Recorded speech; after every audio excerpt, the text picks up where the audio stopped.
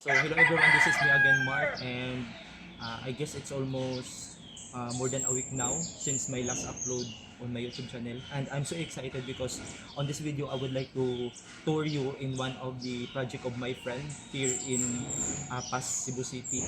This is a townhouse, and if you're looking for a townhouse that is perfect for it's either investment or for your residence, then I think this one is perfect because this property is only about 3 minutes away going to the IT park or the business center of the Cebu City. And it is also near to the country mall, so the location of this property is really nice. And the price of this property is 29 million net, and this is a townhouse. Actually, this is a three developments. It's only three, one, two, and three, and the other two, which are the corners, are already sold. And this is the last remaining of the three units. Then I'm going to show you that. And let's go.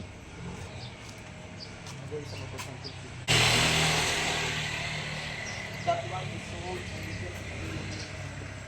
this one is already sold.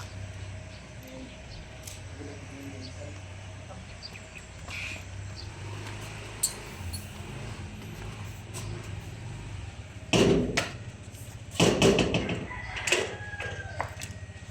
So again, if you are looking for a property that is perfect for it's either investment or for your residence, this one is perfect.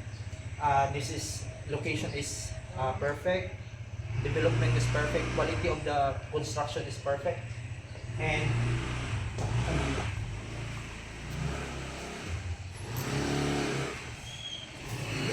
my friend is developing property like he is developing like 40 like luxury properties.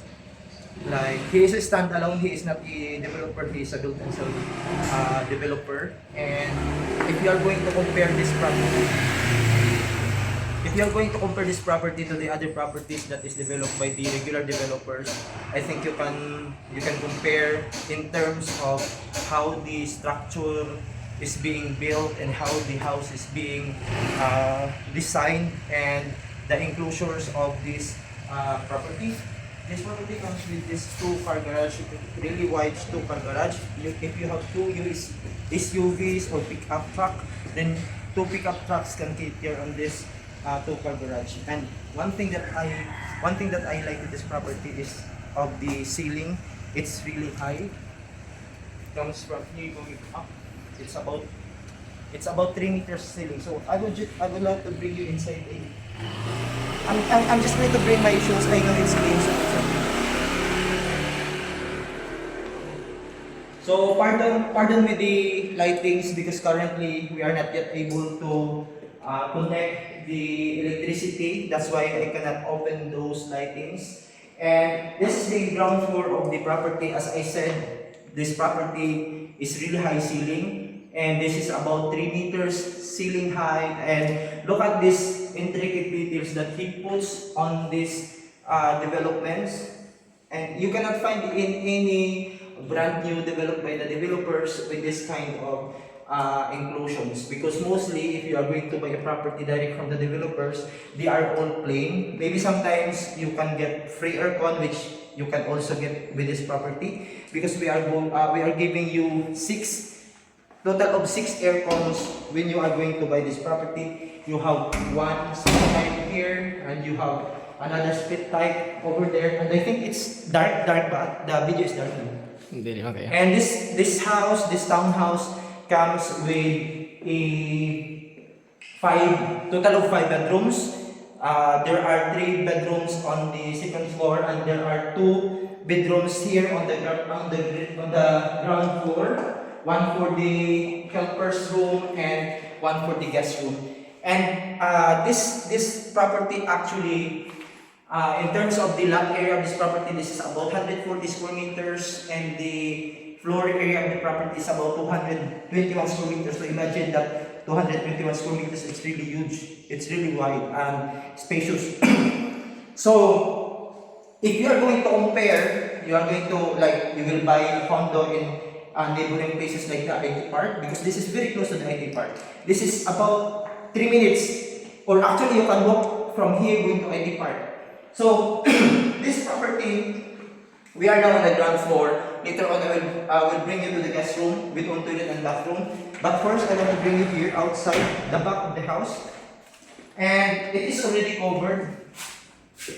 And here is the area for your laundry. You can do your laundry here because there is a provision for the laundry. And here is the provision for your dirty kitchen. Maybe you can extend some space here to make your extension for the dirty kitchen, but you have already these things over here, the lavatory and cabinets for your dirty kitchen.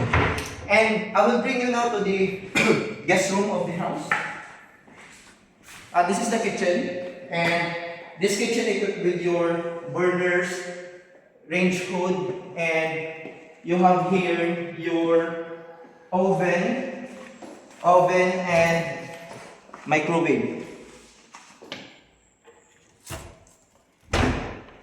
And look at how the quality of the stairs being developed here. I'm so sorry because we still don't have lights, that's why it's dark. And you have here the solid wood, and you have the glass wrapped around going to the second floor. But I will bring you first to the ground floor guest room. Look at the small details of this property. And this is the ground floor. It's really high ceiling, no? I really like it. And the tinted glass, the glass is already tinted, and it really helps in reducing the heat coming inside the structure of the house. And you have already screen door for your screen so that you can open your window without worrying some mosquitoes will go inside. And this bedroom, 5 bedrooms total of this property, and all of the 4 bedrooms, including this guest room, comes with own toilet and bathroom. And here is the toilet and bathroom. And even the showers, inclusion of the showers is really quality, and including even those are on the second floor. This lavatory here is really quality. And yeah, so I will bring you now to the second floor of this house. And this house comes with, as mentioned, 6 aircons, 2-car garage, 5 toilet and bathrooms, 5 bedrooms, extra space outdoor for the dirty kitchen and the laundry area, and you have extra like those drop ceilings above, which is free and really high ceiling property. And this one comes priced for 29 million pesos, and 29 million net of the sales expenses.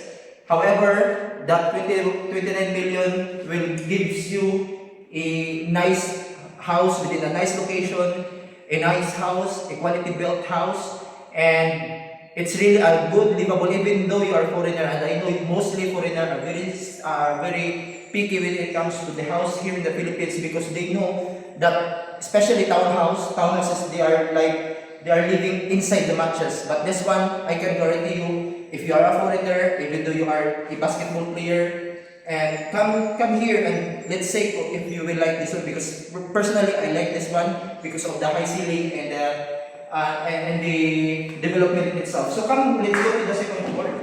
As I said, there is a solid stairs on this property, and it's really high ceiling, high ceiling, and you have this drop chandelier.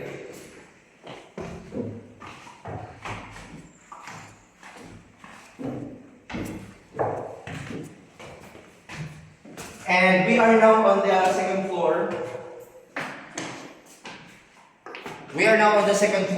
And this second floor comes with 3 bedrooms. Each bedrooms comes with one toilet and bathroom. And the 2 bedroom comes with balcony. And I will first to bring you here.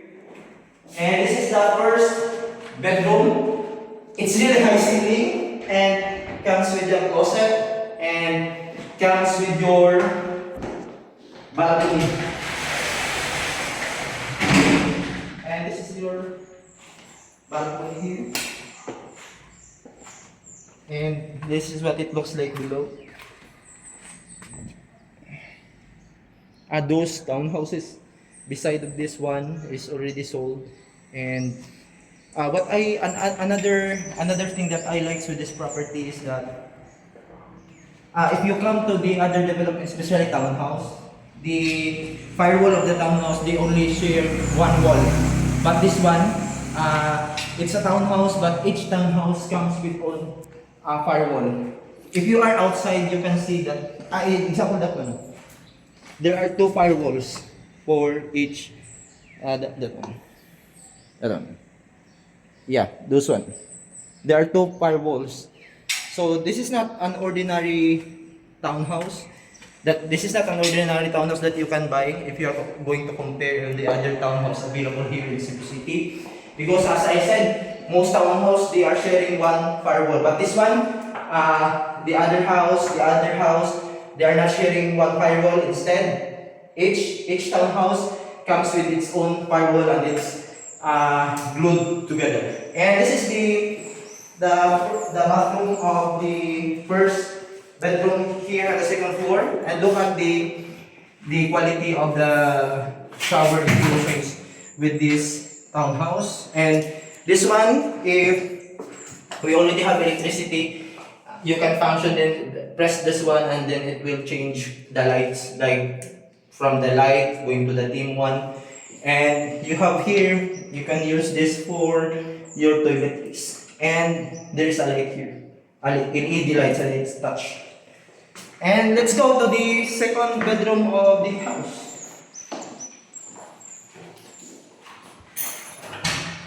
So not only, even though we are on a regular bedrooms, look at the door of this bedrooms is really quality, and another aircon and another standing door. We still have like, I really like in here actually. So let's go. I will bring you now to the same as the other bedroom that we checked. You have comes with your own toilet and bathroom here. But this is the exciting part, the master's bedroom, because I really like the master's bedroom because it's really huge. Let's go. You have that beautiful chandelier over there. And this is your master's bedroom. It's really huge. And you have lots of sockets here, there. And this is the bed area. It's already interior decorated here. And you can put your bed here and your side tables. And it's still used. Maybe you can put your sofa here. Maybe you can put a TV here and sofa, and make your own living area with this master bedroom. And you have this walk-in closet.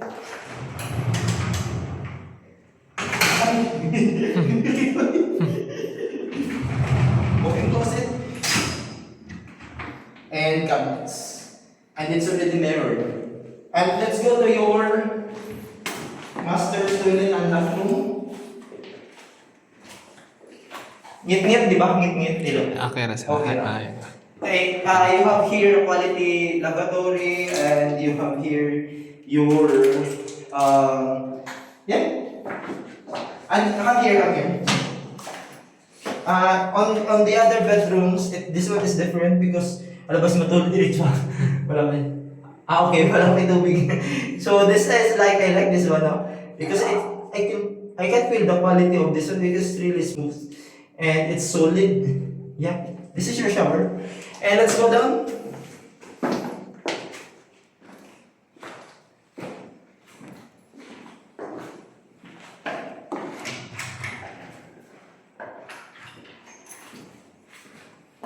So I would like to highlight what 29 million pesos can bring you or can give you with this property. First, quality development, and you can guarantee the structural is really solid.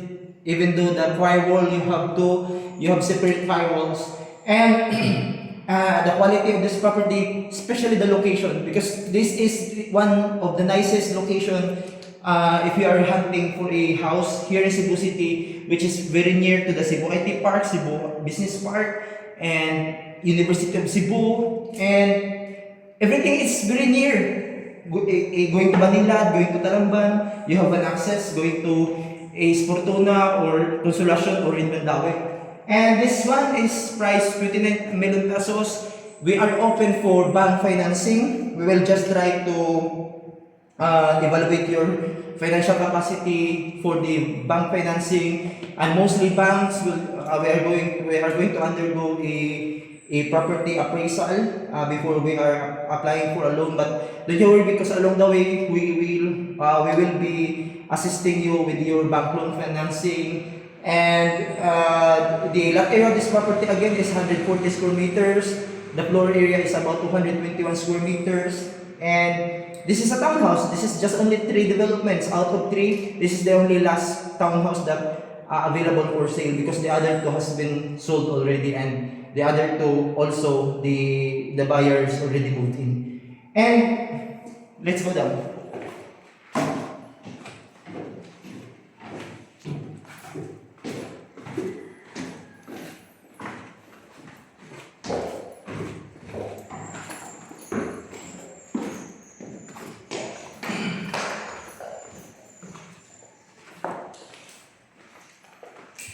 So, thank you so much for watching this video. Hopefully, you will like this video. You can share this on any platform that you have on your social media. Maybe you can talk about this property to your friends or your family. You can recommend this one. And we are happy and we are glad to assist you or your friends or your family to view this property. We are open for viewing even Sundays. And yeah, hopefully, you will buy this one, because this is the last townhouse that we have out of this 3 townhouse.